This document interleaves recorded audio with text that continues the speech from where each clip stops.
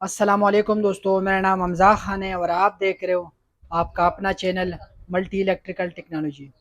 तो दोस्तों, यहाँ पर आप देख सकते हो हमारे पास एक डवलेंस का वॉशिंग मशीन मौजूद है। और इसमें ये मसला है कि इसका ये वाला जो साइड है ना, ये वाला ये चलती नहीं है, या जब इसके अंदर कपड़े डालते हैं तो ये रुक जाती है और या दिक्कत से स्टार्ट होती है। तो दोस्तों, इस मशीन का ये वाला जो साइड है ना, ये जाम हो चुकी है। यहाँ पर आप देख सकते हो ये बिल्कुल जाम हो चुकी है। तो मैं इसको चलाता हूँ। यहाँ पर आप देख सकते हो इसको मैंने ऑन कर दिया और हमारी जो मशीन है वो ऑन हो गया।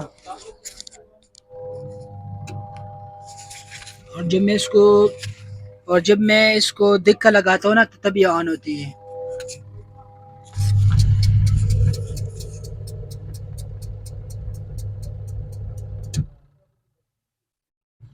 तो यहाँ पर आप देख सकते हो दोस्तों, ये दिक्कत से स्टार्ट होती है। तो यहाँ पर आप देख सकते हो दोस्तों, ये दिक्कत से स्टार्ट होती है। और सम टाइम क्या होता है कि इसके अंदर जब कपड़े का लोड बढ़ता है तो ये जो मशीन है ना, ये रुक जाता है।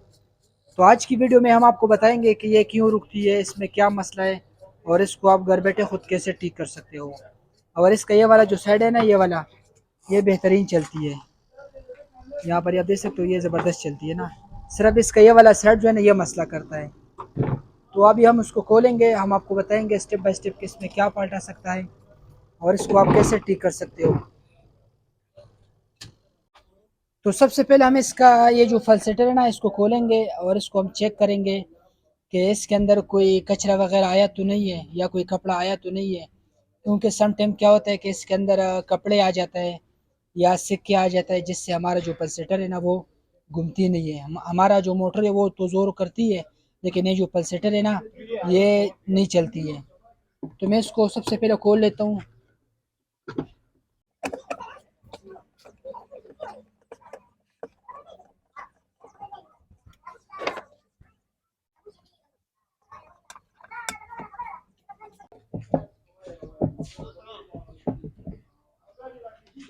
तो यहाँ पर आप देख सकते हो दोस्तों, इसको मैंने खोल दिया और ये तो बिल्कुल ठीक है, मतलब साफ है, इतना गंदा भी नहीं है। और यहाँ पर आप देख सकते हो इसके अंदर कोई चीज़ फंसा हुआ नहीं है। क्योंकि सम टाइम क्या होता है कि इसके अंदर कोई कपड़ा वगैरह फंस जाता है या यहाँ पर कोई सिक्के फंस जाते हैं पैसों के।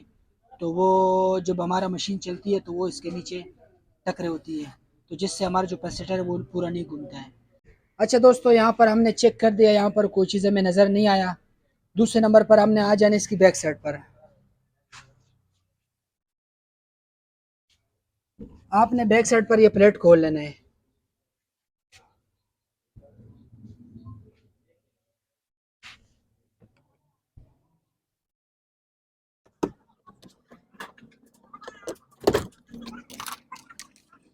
अच्छा दोस्तों, इसका प्लेट को हमने खोल दिया और यहाँ पर आप देख सकते हो। अच्छा, सबसे पहले आपने कैपेसिटर चेक कर लेना है। अगर कैपेसिटर फटा हुआ नहीं है तो कैपेसिटर जो है ना वो ठीक होता है, लेकिन कैपेसिटर बहुत कम ख़राब होता है, ठीक है ना। कैपेसिटर इसका ठीक है, कैपेसिटर को हम नहीं छेड़ेंगे, कैपेसिटर इसका बिल्कुल ओके है। अभी आपने इस तरह कर अभी हमने इस तरह करना है, हमने इसमें से जो बेल्ट है ना इसको उतार लेना है।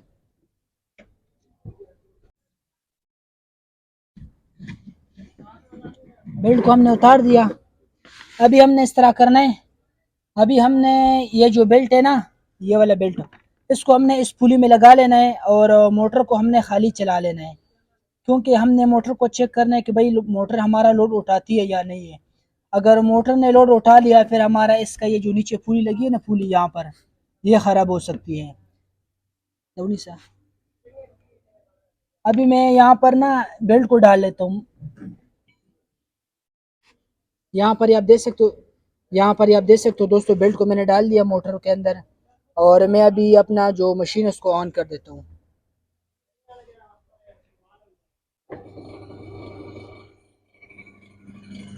मशीन को मैंने ऑन कर दिया और यहाँ पर आप देख सकते हो दोस्तों, मोटर जो है ना हमारा चल रही है। मोटर बिल्कुल ज़बरदस्त चल रहा है। मोटर जो है ना, यहाँ पर आप देख सकते हो मैं लोड भी डाल रहा हूँ। यहाँ पर आप देख सकते हो दोस्तों, मैंने मोटर को ऑन किया हुआ है और मैं बेल्ट को अपनी तरफ खींच रहा हूँ, लेकिन हमारा जो मोटर है वो नहीं रुक रहा है। तो इसका मकसद ये है कि इसका जो मोटर है वो ठीक है। ठीक हो गया ना। तो यहाँ पर हमारा जो मोटर है वो ठीक है।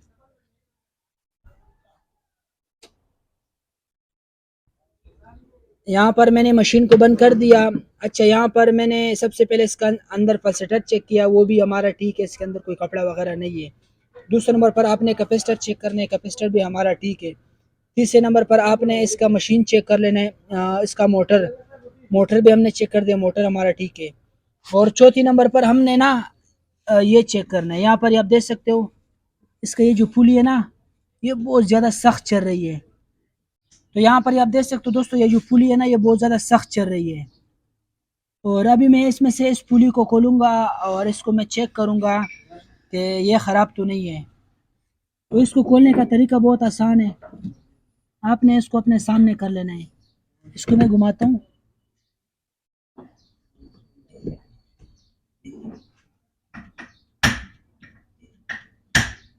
Sé que चाबी está ना यार, चाबी पर रखा ना पास اشتري। यहाँ पर आप देख सकते हो दोस्तों, नट को मैंने सामने कर दिया और ये जो नट है ना, इसको हमने खोल लेना है। और इसमें से ये जो फूली है ना, ये वाला, ये नीचे हो जाएगा। तो फिर उसके बाद अंदर वाली फूली जो है ना, उसको हम खोल के चेक करेंगे। तो मैं अभी इस नट को खोल लेता हूँ।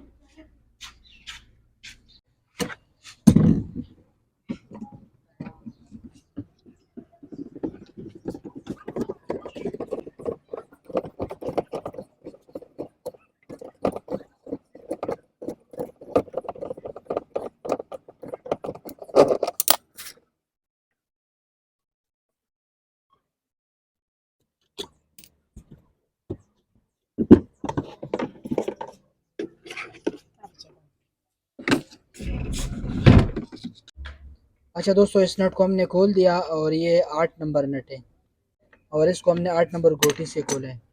तो इसको हमने खोल दिया। ये इसका पुली है, ठीक है ना।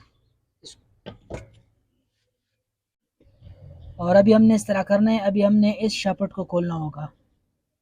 तो ये जो है ना, इसका चूड़ी है ना, इसको मैं स्क्रू से खोल लेता हूँ।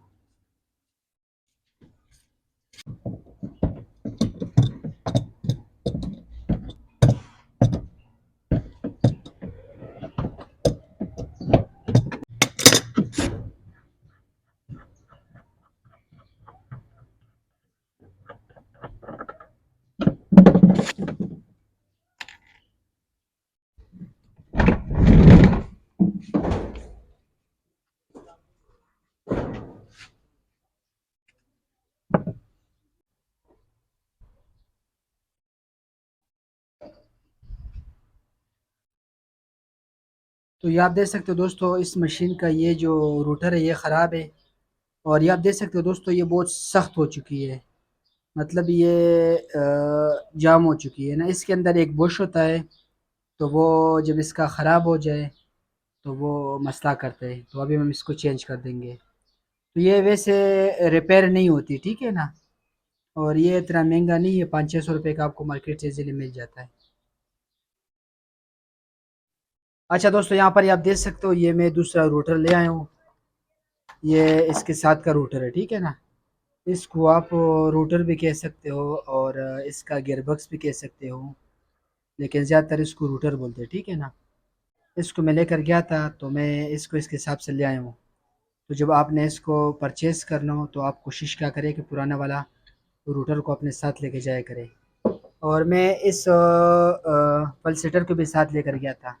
यहाँ पर आप देख सकते हो, ये पुरानी वाली जो है ना, वो अच्छी तरीके से बैठ रही है अपनी जगह पर। और ये जो है ना, ये भी अपनी जगह पर बैठ रही है, ठीक है ना। तो इस तरह आप इसको चेक करके ना लाया करें। और इस तरह भी तकरीबन ये सेम है, देखें, इस तरह भी सेम है, ठीक है। तो मैं इसको अभी यहाँ पर लगवा लेता हूँ मशीन के अंदर। तो सबसे पहले हम इसके ऊपर समत बांध लगाएंगे। यहाँ पर आप देख सकते हो, ये हमारे पास मशीन है। तो मैं इसके ऊपर सबसे पहले समत बांध लगा लेता हूँ और उसके बाद मैं इसके ऊपर इसको लगवाऊंगा।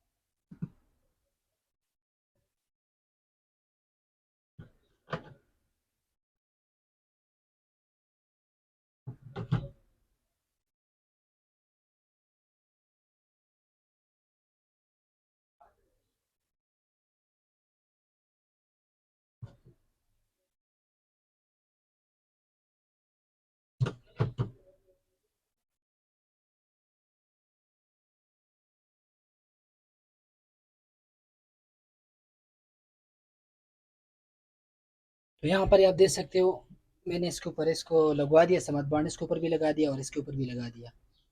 तो मैं अभी यहाँ पर इसको ना टाइट कर देता हूँ। और अब मैं नीचे से ना ये जो रिंग है ना, रिंग ये वाला, इसको टाइट कर दूंगा तो हमारा जो रोटर है वो अच्छी तरीके से टाइट हो जाएगा।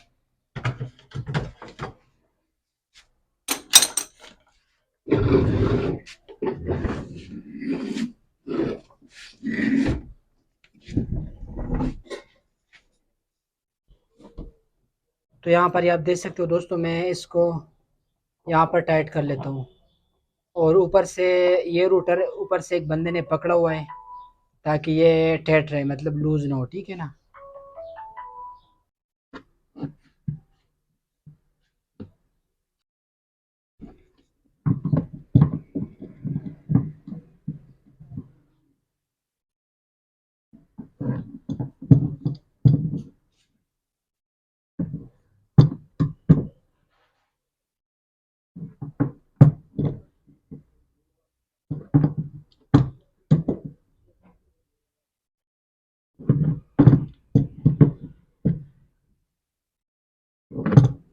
तो यहाँ पर आप देख सकते हो दोस्तों, इसको मैंने अच्छी तरीके से टाइट कर दिया। और इसको बस आपने नॉर्मल टाइट करना है, क्योंकि ये जो इसका चूड़ी होती है ये प्लास्टिक की होती है, तो आपने इसको ज़्यादा टाइट नहीं करना है, बस नॉर्मल से आपने टाइट करना है। तो यहाँ पर इसको मैंने अच्छी तरीके से टाइट कर दिया। और अभी मैं इसके ऊपर फुली को टाइट कर लेता हूँ।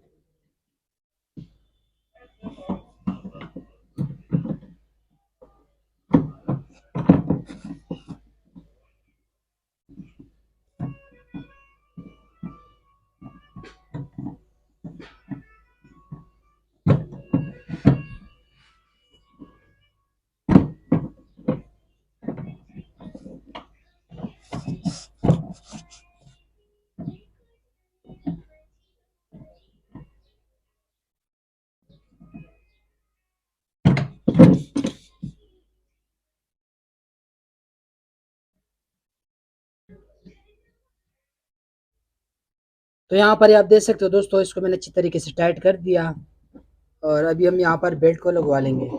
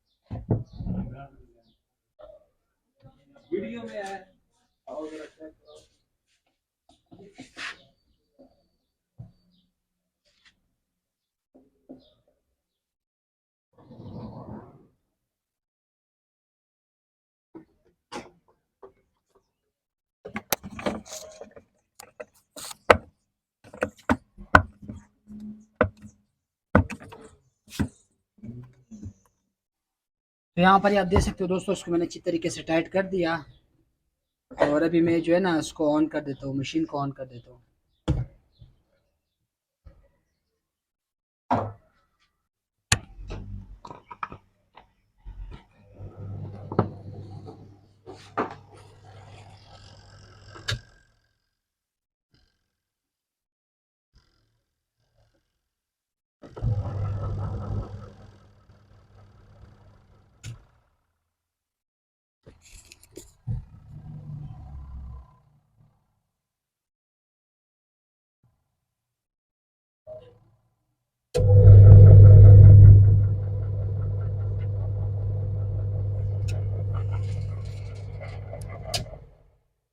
तो उम्मीद दोस्तों कि यहाँ तक आप लोग को अच्छी तरीके से समझ में आ गया होगा, और मैंने आपको स्टेप बाय स्टेप समझा दिया अगर आपका मशीन रुकती है तो उसमें क्या क्या मसला आ सकता है, और उसको आप घर बैठे खुद कैसे ठीक कर सकते हो।